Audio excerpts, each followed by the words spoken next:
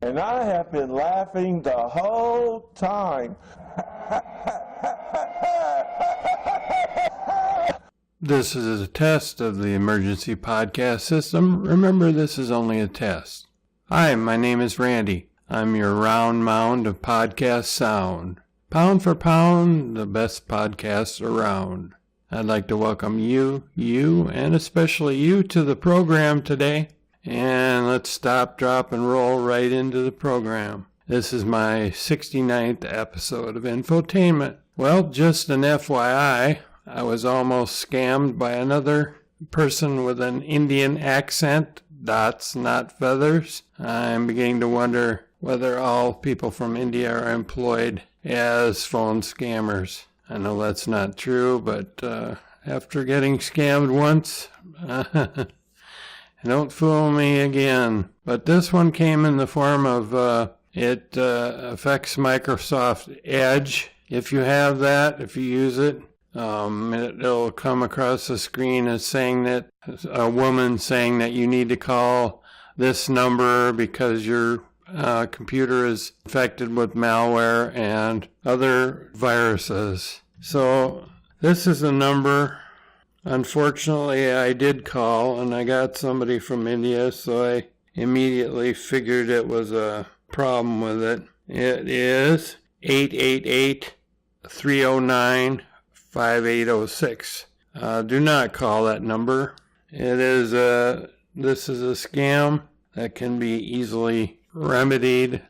I checked it out. I forget what search I used, but it'll verbally say that your computer's infected, and then it'll say the number on the screen, and it'll have scrolling script in the background saying that your computer is infected, and you cannot get rid of this just by rebooting or shutting down. And what you need to do to get your browser to act normally again and not have this virus notice on your screen is go to Task Manager and just select the browser and select End Task. That's what I did, and my browser returned back to normal. What the Indian person on the other end of the line told me to do was to hit the Windows key and R and then type in www.supportme.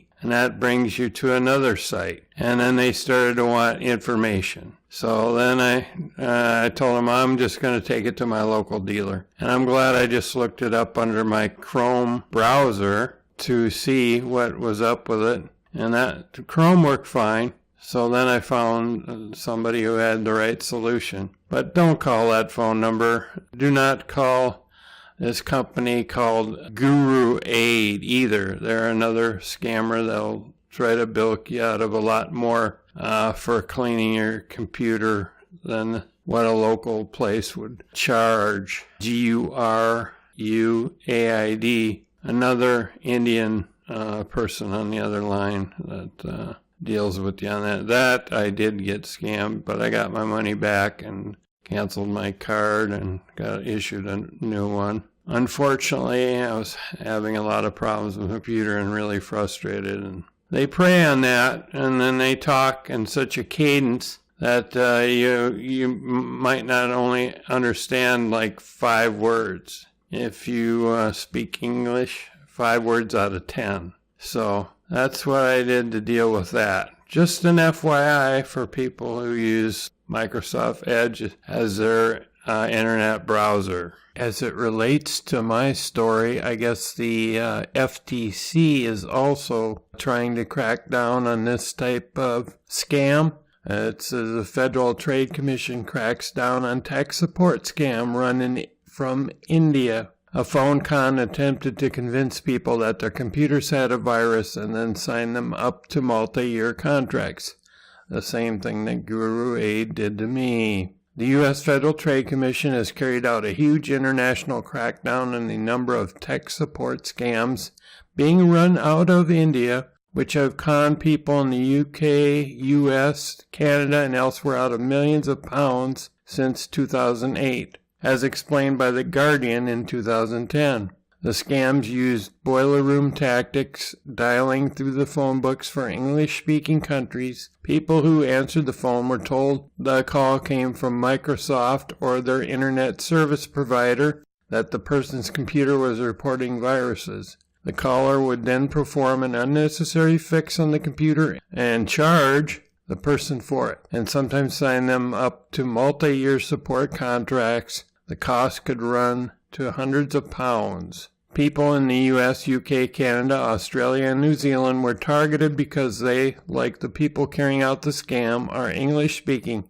The Guardian understands that the scam was worth millions of pounds a year to the organized gangs carrying it out. At the FTC's request, in 6 cases, a federal district judge froze the U.S. assets of 17 people and 14 companies that have been accused of taking part in the operations. I wish they would name them. The FTC has also shut down 80 internet domain names and 130 phone numbers used in the U.S. to carry out the scams. The FTC is seeking an end to the scams and repayments for people who were conned out of money. Though the FTC said it could not put a figure on how many people had been scammed, or how much they had lost, Microsoft, which has been working with the Commission for the past 2 years to catch the criminals, provided data on more than 1,000 people who had been scammed, whose losses averaged $875 each. Microsoft repeatedly pointed out that it would not call people with any problems with their computers. In some cases, the scammers would try to sell antivirus software from reputable companies, and in some cases would install new copies of Windows on the machine. However, the license key used on the software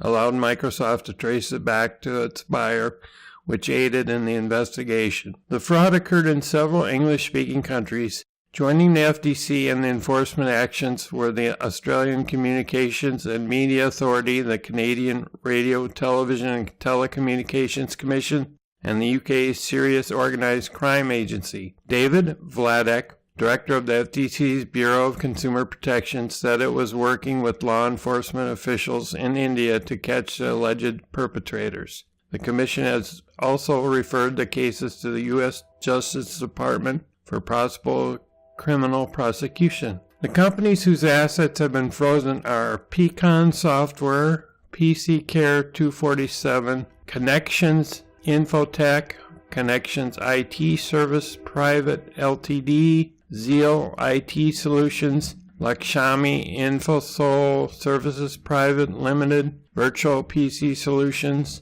First PC Solutions, Direct PC Solutions, Virtual IT Supports, Global Innovative Service. Oh man, they go through a whole bunch of them, but they don't mention GuruAid. Hopefully they'll come under the scrutiny of the FTC and these other agencies. The FTC has also named 17 people who were singly or together directors of the accused companies. The companies involved had U.S. locations which were used to funnel money back to India. Some also had UK offices. However, the FTC asserts that the companies used virtual offices which were in fact just mail forwarding facilities. The scam also used voice-over internet phone lines to make them appear to be calling from inside the country being targeted, where in fact the caller was in India. Yeah, that's when I first started to become suspicious, when I saw the call had a Kentucky deal on my phone. Yeah, this guy from India is calling from Kentucky. Yeah, right. The Guardian's own investigations have found that one gang was using locations and accounts in Canada to transfer money from the scams back to India. The defendants have been charged with violating the FTC Act, which bars unfair and deceptive commercial practices, breaching the telemarketing sales rule, and illegally calling numbers that are in a national do not call registry. The scheme involved getting a computer user to look at a program called Event Viewer. That is a standard part of the Windows operating system that displays logs of events occurring on the computer, sometimes with the label warning or error, but which in fact have no significance to the smooth running of the computer.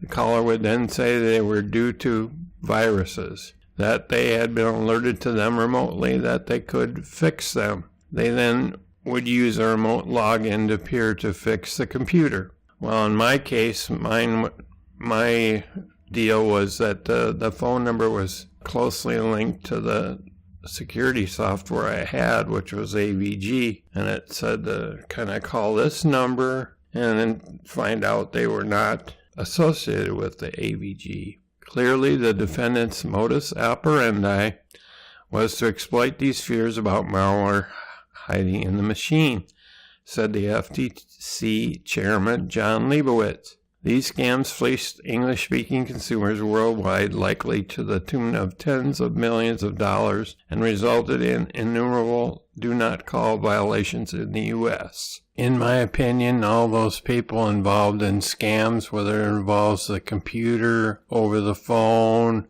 or in the mail, should all rot in hell. Well, the next topic up for bids on the podcast is a rather short one, but it raises a lot of questions. This story involves a driver who allegedly poops on another man in a fit of road rage. Two drivers got into an argument. That's when things got messy. Henry George Weaver of New Tripoli faces a harassment charge after he allegedly, shit on the other driver. The accused and the victim got in a road rage argument, leading the accused to defecate on the victim, Pennsylvania State Police said in a succinct news release. The argument happened about 8:45 on a Friday at the intersection of routes 309 and 100 in Heidelberg Township. The police report said it did not say what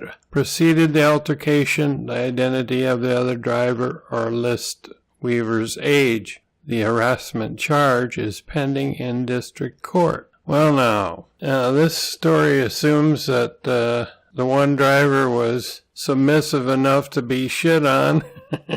I don't understand that part of it, but it must have been where the guy did it like a monkey would, where he shit in his hand and threw it at the guy. That's the way. What a shitty day for this dude. I don't know how you would think about that, to even do that. But you just never know what's going to happen in a fit of road rage.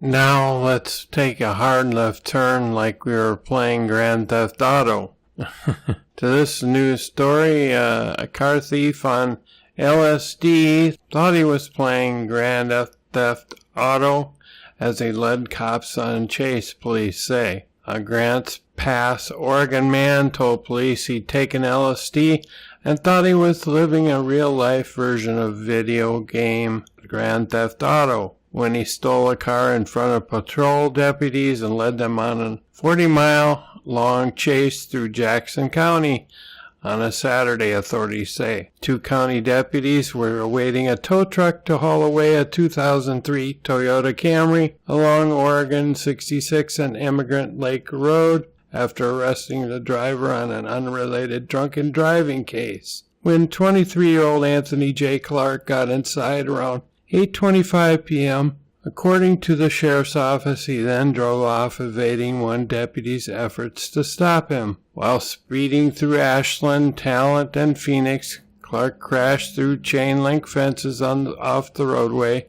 ran over spike strips twice, and drove the wrong way down several roads. The sheriff's office said after several attempts, the patrol car managed to bump the rear of the Toyota and cause Clark to spin out in Medford. Clark tried hitting a patrol car, then ran from the Toyota. He fled into a mobile home park and was arrested by police as he was trying to steal another car, the sheriff's office said. The sheriff's office reported no one being hurt during the chase. Clark admitted to the drug use and apparently hallucinating while being interviewed by authorities, the sheriff's office said. According to a possible cause affidavit, Clark initially got into the Toyota after getting out of the passenger side of a pickup stop nearby. A Jackson County deputy wrote in the affidavit that Clark walked up to him and told him he was stealing the car. He got into the Toyota before the deputy was able to stop him and used the keys left in the door to start the car. The deputy managed to open the door and grab onto Clark's shirt, but then the driver accelerated away. The affidavit said he nearly dragged the deputy and almost hit the pickup he arrived in. Clark is accused of driving under the influence of intoxicants, second-degree criminal mischief, third-degree escape, unauthorized use of a motor vehicle, attempting to elude a police officer, possession of a stolen motor vehicle, unlawful entry into a motor vehicle, interfering with a police officer, reckless endangerment, reckless driving, and offensive littering. Doesn't say what the offensive littering was. I bet this guy, come to think of it, thinks now he should just have played the regular video game instead of going on a live Grand Theft Auto chase.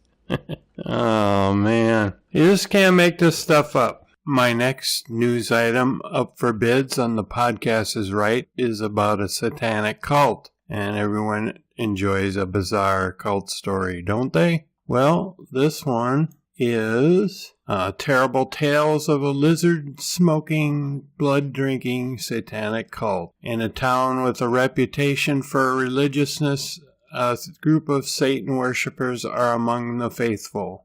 Masturbate before you come, Sinister told me. We want you to be calm before the ritual. The ritual was to be a satanic initiation rite in the unlikely setting of the outskirts of Aligarh in northern India. Sinister, a 24-year-old who goes by his pseudonym, assured me that the ritual his cult created would be a mild experience, suitable for a beginner. Probably this guy is a internet tech phone scammer on his downtime. And he told this guy to take a bath, Sinister said, wear black clothes and some perfume, bring 5 candles and some incense sticks, a silver chalice, a small bell, and a shaving blade. The guy goes, a shaving blade? For your blood. If you are reluctant, bring a living organism to sacrifice, a lizard or a mouse. I asked if I could bring a syringe instead, but he said it would tarnish the sanctity of the ritual, he said sarcastically, but sure. A sleepy, conservative city in a state governed by a Hindu yogi, Aligarh has a 42% Muslim population and a small but visible Christian minority, and as I discovered through a chance message from an old schoolmate, a determined bunch of devil worshippers. From time to time, reports of satanic activities crop up in India, mostly in places with a strong church presence, such as Kerala, Mizoram, Nagaland. The Vatican's news service expressed fears about the threat after an incident in Cochin in 2013. For the most part, though Satanism in India seems to be in effect a blend of goth aesthetic and interest in the occult that has less to do with the country's indigenous occult practices and more to do with Hollywood films like Rosemary's Baby and The Exorcist. The existence of a cult in Aligarh is a whispered rumor in my friends' circles. How much is truth and how much exaggeration remains difficult to prove, though Sinister claims there are hundreds of members in the cult. I could only find about 12 people who are open about their beliefs or who had participated in rituals at various times. They write Facebook posts that celebrate death and decay and upload photographs with their arms slashed and blood oozing out of their body parts. The genesis of Sinister's group was simple: a bunch of school friends who began dabbling in Satanism about 10 years ago, creating their own rituals by using elements they found in books and from their personal lives. The thin, short, and soft-spoken man considered his Muslim family to be relatively progressive. They sent him to a co-ed school run by Catholics, allowed him to pursue his interest in poetry, and tolerated his buddies with their nails painted black. Yeah, you can't be in a cult without your nails painted black, that's for sure. But however open-minded Sinister said, his family would never understand the things he and his friends did as adolescents. Sinister and the other young men I met in Aligarh claimed to have dug corpses out of cemeteries, given each other human skulls as birthday presents, and drunk blood from these skulls. Ah, now that sounds like a kickin' Friday evening. They said they broke into churches, desecrated the Bible, and inverted the Holy Cross. Sinister showed me some of the faded scars on his body carved by himself, and his friends using knives. You can see the signs of an inverted cross on my arms. Here is 666, and then there is a triangle. They befriended Naga sadhus and stole skulls from Agori tantric drug dealers. They cut open lizards and crows and spiders, mixed animal remains with tobacco and smoked it up. They said they fed their own flesh to their followers. Gathering the flock. Aligar's alleged satanic cult started with 4 students at an elite Aligar school. Sinister necronemesis, doctor, and professor. We grew averse to Aligar's conservative culture, Sinister told me, and then now you hear the train noise. We disliked the prevalent Gundism. Is that a new position? And too much stress on religion. We didn't want to be like the ones who just rode on bikes, spent their time near women's colleges, and Eve teased the female students. They set up an ashram near Sharat, a village about 10 kilometers north of Aligar. We interacted with the villagers and sadhus. They would make chillums for us, said Sinister. It was just as us away from the world. They spent their days together at the ashram, a tiny hut in green farmlands they described as aesthetically pleasing and close to nature. Sinister told me at one point they were spending more time in their isolated abode than their homes. Our clothes and even toothbrush was there. His family would see this as a rebellion against the established norms of society. They sometimes barred him from going out at night and advised him away from people they considered unscrupulous. Well, at least the parents tried to get him on the straight and narrow. But Sinister began to question their restrictions. Aren't they people like us? Though Sinister, necronemesis, doctor, and professor studied in different colleges, they found time to meet and attract others to their cause. It's hard to say how many followers were simply buying into a goth aesthetic as adolescents. Sinister, who is fascinated by numbers like 13, 33, and 666, told me, our cult is now just 13% as powerful as it used to be. At its peak 3 years ago, it had 13,000 followers. Aligar doesn't even have that many Christians. Now it will be just around 333. A former classmate of the core leaders who said he was afraid to use his real name told me that the Satanists used to come to school with black nail paint, eyeshadow, and weird hairstyles. They were referred to as devil worshippers or Illuminati. When they walked through the corridors, it was impossible to miss them, he said. Most of the people either considered them fools or people waylaid by Satan. Some said it to not give them any attention, while the devout ones were confident that Allah would show them the right path, he added. But others were attracted to the group. One of the members was V. He was a tall, handsome 23-year-old who joined the group after clearing his board exams. He's now studying engineering and idolizes the Serbian-American inventor Nikola Tesla, but has fond memories of his involvement in the cult. We used to download and read books by Aleister Crowley, V said, describing the English occultist as the world's wickedest person. Shunning American music, they listened to European bands like Burzum, Opeth, Mayhem, A Forest of Stars, Necro Butcher, and Sledgehammer. I'm glad I don't even know any of those groups. Even Putin listens to Opeth, he said. V once stole a human skull from an Agori tantric and gifted it to Necronemesis on his birthday. After seeing what was inside, he hugged me and said this was the best gift he ever received, V told me. According to him, the boy's parents are often busy as teachers, professors, doctors, or engineers abroad, he said. Most of our friends had rich, educated parents who didn't have time for their children, he said. The kids took advantage of this. His own father died when he was in kindergarten. Some among us were suffering from various disorders, he said. A few are still undergoing therapy and rehabilitation. In their ashram, the boys found a sense of community. We accepted each other as we are, he said. He said.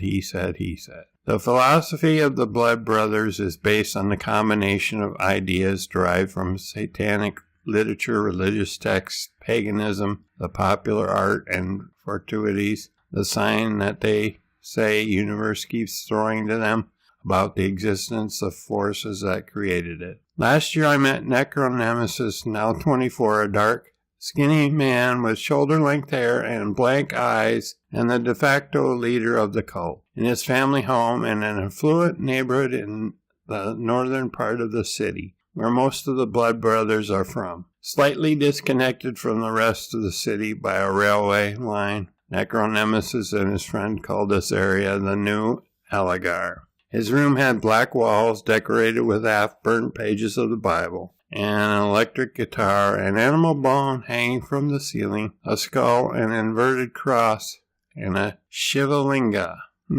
Doesn't explain that one, but Necronemesis said this meant the Dark Messiah with supernatural abilities and agent of death. A Necronemesis can bring disaster even in his sleep just by thinking of it, he said. Necronemesis said he was perpetually in search of wisdom and knowledge.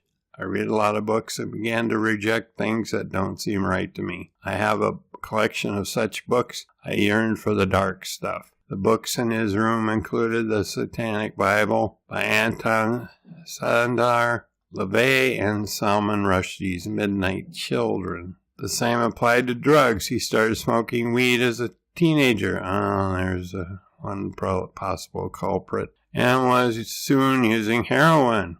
Another possible culprit. These kids going off the deep end. There's an algae-covered pond in what he calls the barren lands near his home, where Necronemesis would go to study satanic literature and shoot up. With heroin in my bloodstream, I lie on the rocks and stare at the starry skies, he said. I swim in the pond sometimes. As the sound of Azan, the Islamic call to worship, floated over from a nearby mosque, he snorted a line and told me to play To Die Alone by the Norwegian band Veil. He said his favorite metal subgenre is deprived, suicidal black metal. Religion is a set of rules anyone can write, he remarked. I can write them better. He lit a cigarette. There is a whole army of Muslims who are disturbed that we worship Satan, he claimed. Blackleg, 22, claimed he was part of an offshoot subcult with at least 20 followers. I have the power to manipulate them and bring them to the dark side through drugs, he boasted. Blackleg said he was introduced to the dark side when someone put a spell on his father when he was 5 years old. When he was in 8th standard, he participated in his first ritual and eye shift. Then drugs and music, especially thrash metal, entered his life. In 10th standard, it must be kind of a climbing pole. You get new standards. He participated in a blood oath, pledging his allegiance to the ideology. For him, Satanism is not a religion in its essence. It's about worshiping yourself. He said there is no conflict between his beliefs and those of his religious girlfriend. The ritual. Blackleg's philosophical views of Satanism contrast with some of the things V said his group participated in. We did everything V told me, from desecrating holy books to asking people to stand on the Quran to test their devotion. Some of us did that, while the weaker ones refused. But over the years, the core group and others dissipated, some dropping out. Aligarh Muslim University while others struggled to finish their courses in private institutions. Their studies interrupted by visits to drug rehabilitation centers. One set of parents found a skeleton in their son's room. Another member was thrown out of his home after painting Nazi swastikas on his bedroom wall. Sinister's parents eventually sent him to study in Lucknow. Those who go on to careers distance themselves from the group. Doctor and professor didn't want to be interviewed. Sinister blamed some of the new followers for diluting the original message. They were wannabes, he said, drawn to the black attire, nail paint, eyeshadow, knuckle rings, and lockets. He added, the new millennials began to interpret things their own way and made drugs into a business. It went out of our control. I asked Sinister if I could witness a ritual, which is how I found myself on the back of his motorcycle on an evening. When we arrived at the barren lands, it was just the two of us. I found a bone. Sinister said it's a sign. He drew a pentagram inside 2 concentric circles, placed 5 candles on the vertices and a chalice in the center. Alongside, he made a cross and ordered me to stand in the middle of it. He put on a skull mask, which covered the lower half of his face. In an eerie voice, Sinister pointed once in each cardinal direction and spoke 4 times. Well, I do not want to say what he said there, just in case somebody impressionable listens to that. I do not want to say hail all these things. But concentrate on the sound of the bell, he said, and begin chanting lines that could have been lifted from the craft. Praise thy Lord, who created us in his own image. Please accept me as I come to thee. Tell your hellhounds to accompany me. Tell them to treat me like a brother. More likely to steal your soul and kill you. He inserted a syringe in his hand and dropped a few drops of his blood in the chalice. Oh, Lord, please accept this sacrifice. I'd gone out of a sense of curiosity, but being out there with just Sinister seemed kind of creepy, and I wanted to be done with it. He finished the ritual and put his mask on my face. You are now one among us, he said, then left me somewhere on the road nearby. Yeah, you're asking for trouble when you're working with pentagrams and candles and stuff. From what I've watched on Ghost Adventures, they have found a lot of activity near those types of things. All they were lacking was a Ouija board or something. You know, if they continue to do that, hopefully they just overdose. I don't have no time for this, but at least they're not performing internet tech scams over the phone and computer. So everyone has to have a hobby. And it's lucky they had the parents to, some of them, realize that their kids were going down the wrong path. But that's that bizarre story. It's kind of funny that some of these kids wanted to go to the dark side. I'll tell you about the dark side. You don't want to go there. The dark side of the Force is calling you.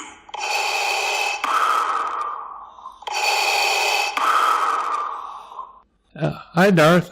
How are you doing? Yeah, the Empire treating you well? Oh, I only had to strangle 2 people and kill another and 5 ships destroyed. Well, it looks like business is going well for you. But here on Earth, we've got some kids who want to join the dark side. Did you? Well, of course you heard that story. You're saying just tell them to get off my side. Okay, I'll do that. And I should call more often. Thanks.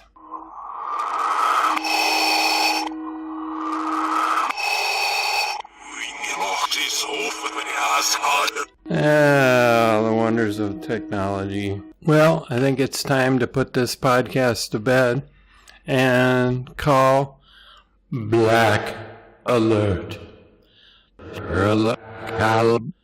And spore drive this podcast to the interwebs. I'd like to thank you, and especially you for listening today. And whether you listen by iPad, pod, or phone, laptop, desktop, MP3 player, however you listen, thank you. And you can contact me at randyms12@gmail.com. If you like the program, this program can be heard a variety of places: Podomatic, Podbean, Apple Podcasts, Blueberry, and infotainmentpodcast.com. So obviously you found it, so if you want to tell a friend, it'd be greatly appreciated here. I can always use more listeners. Thanks for listening, everybody. Bye-bye, folks.